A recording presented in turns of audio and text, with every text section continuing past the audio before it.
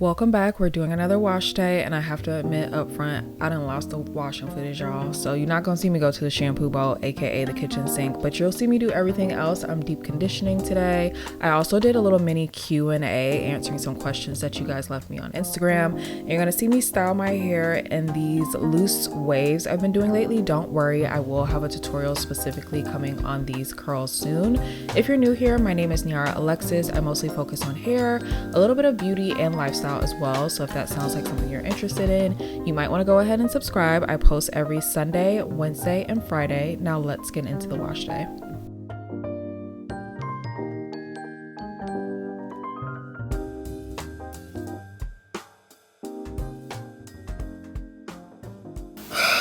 Hey y'all, welcome back to my channel.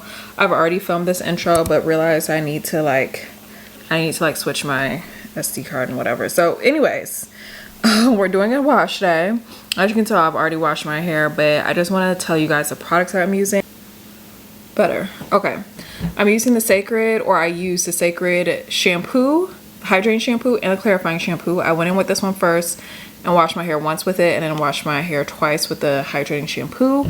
And then I used the hydrating conditioner, and then I left that on for about a minute or so. So let's go wash our hair. We'll rinse that out. But the other products I'm going to be using today, I am using the Briogeo Don't Despair Repair Deep Conditioning Mask. I'm all out of the Sacred Deep Conditioning Mask. I love it. It was great. I want to be using the Kerastase Serum Filler Leave-In because this fights against humidity, and I'm going on a trip and I want to make sure that like my hair doesn't have any issues with like moisture in the air and stuff. Ooh, my elbows are ashy. For my oil, I am using a new product today. This is the Verb Heat Protectant Moisture and Shine Hydrate Oil for dry frizzy hair. I've never used this one before, but remember how we stopped using the Verb Ghost Oil before we flat iron because we found out it wasn't a heat protectant. I still use it. It's not in the rotation right now, but I still like it. But when I saw that they had this and they reached out to me and asked me if they could re-up me on some products, I was like, I really like to try this one. Because it's a heat protectant, so I want to see how that works. And then to set my hair, of course, using the Verb Ghost Dry Oil. This is for shine only. And then for holds, a light hold, this is a Paul Mitchell Flexible Style Super Clean Spray. And then to finish off my style, I'm going to use the Sacred Nourishing Hair Oil. I really like that one. My flat iron, of course, is going to be the GHD Chronos, which I use all the time. If you guys are ever interested in getting GHD, I do have an affiliate link for you. It's not going to give you money off, but it will, what is it going to do? It's going to let them know who sent you, which is me. So if you want to support me, you know, by all means. And then I'm using my Dyson Supersonic Blow Dryer. So let's get to the washing hair part, and then I'll meet you back here in a second.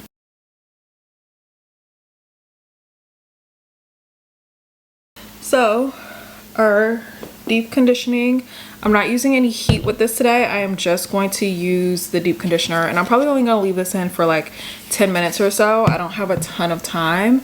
It's 7:30 now, and I've been supposed to have been on live. This is what our hair is looking like. You can probably see a little bit better now, but you see how much my hair has grown out. I'm not gonna say what's in my mind, but you guys know what I'm thinking. Also, if you haven't watched, yes, I did cut my hair, because you see where my hair is stopping right now. I did cut my hair in my last video before this, so you might want to go back and watch that. So let's pull up some questions while I put my deep conditioner in. I'm gonna answer you guys' questions first, and then I'll answer questions that like I think people like are most frequently asked. So this first question says, what's a hobby interest that no one would expect you to enjoy?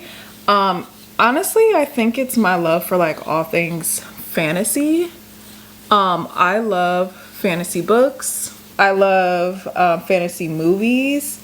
I like all things fantasy. I'm really into fantasy books right now. I have read all of the ACOTAR series, if you are a Sarah J Maas fan.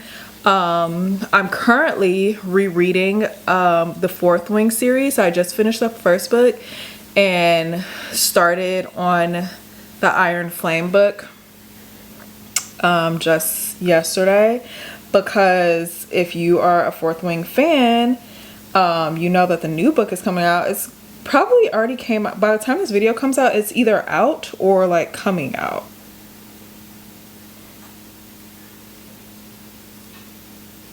Okay, this next question says, any big travel plans for 2025? Outside of me going to Paris, as I'm filming this, I'm going to Paris in like a day or two. No. I don't have a lot of travel plans. I'm trying to save a lot this year. I had already planned on going on this trip.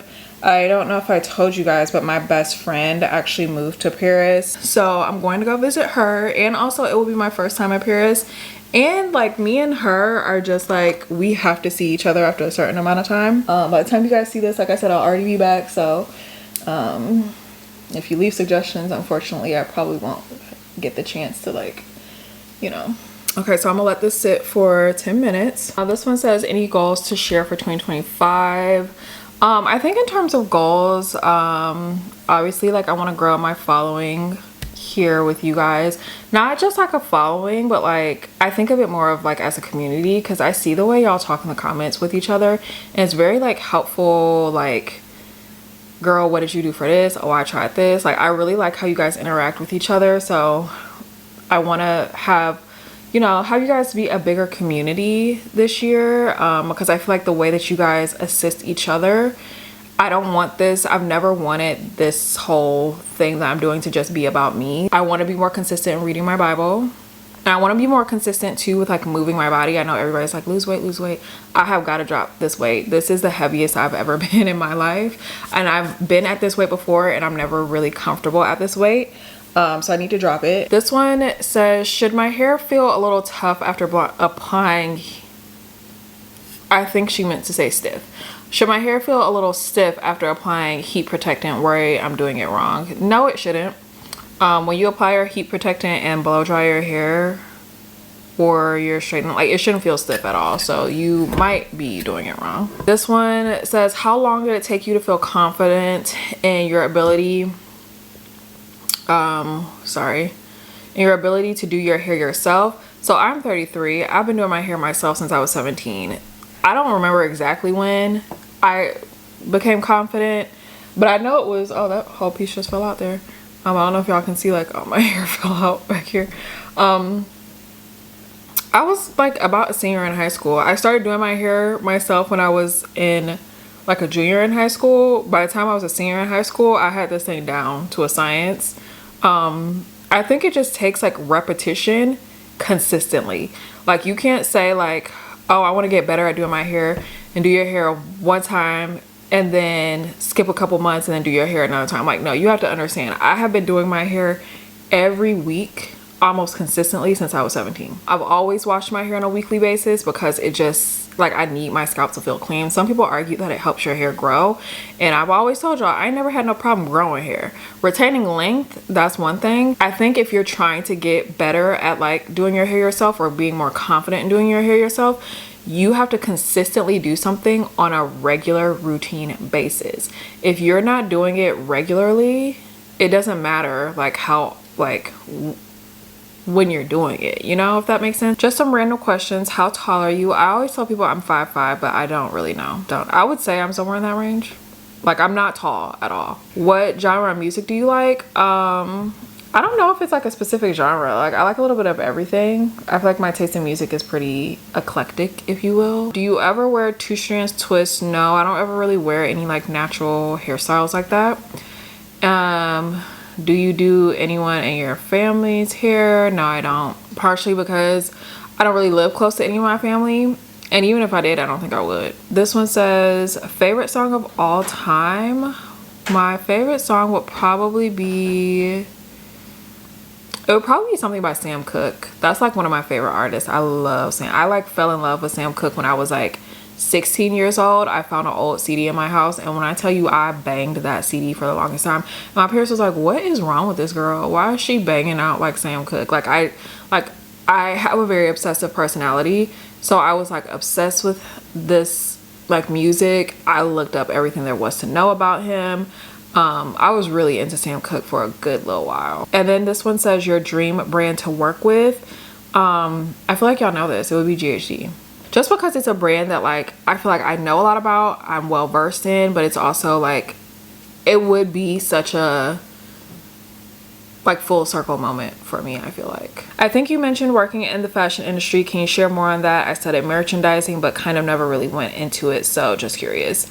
Yeah, I know that has happened to a lot of people I know. I was a fashion business major, which I feel like is probably very similar to like a fashion merchandising major, and I feel like that happens to a lot of people that do major in fashion design, or actually no, I won't even say fashion design because I feel like fashion design is so specific, but there's so many different routes you could go with fashion business or fashion merchandising. Long story short, I was working in, I had done a couple of internships when I was in college, on the like e-commerce side of things, so like working on people's websites. And when I graduated high school or college, I started working at Groupon, and I wasn't like working on their like website per se, but I was like in the sales area, and I would have to like make changes to like people's like Groupon deals. One of my friends like said something to me one day and was basically just like, if you don't leave Chicago, you're never gonna get into fashion. So I decided then and there that I was moving to New York, because that's where a lot of the opportunity is. That's another reason why I feel like a lot of people that have fashion merchandising degrees don't really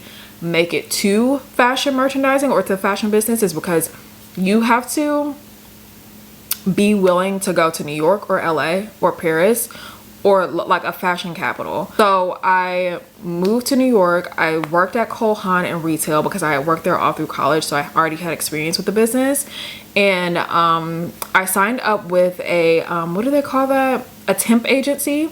My mom told me to sign up with a temp agency, and they helped me like doctor up my resume. And so I took the fact that I had worked at all these different like e-commerce like sort of sites like through my internships, and also like the little bit of e-com experience I had from working at Groupon, and translated that into like I could be an e-commerce merchandising manager, like manage the website for a fashion business or a beauty business. And so I started, I got my first job like in the industry with L'Oreal, and I worked on their site, or their presence on the Walmart.com site. And then after a year of working there, I not transferred, but like I started working at Michael Kors, and I worked at Michael Kors for about 3 years. That's how I started working in fashion. But I will say, if you do have a fashion merchandising degree or a business degree, if you aren't willing to make that move, like it is going to be very hard to get into the business. I think that's the end of our little Q&A. I don't think I have any, it wasn't a ton of questions from you guys.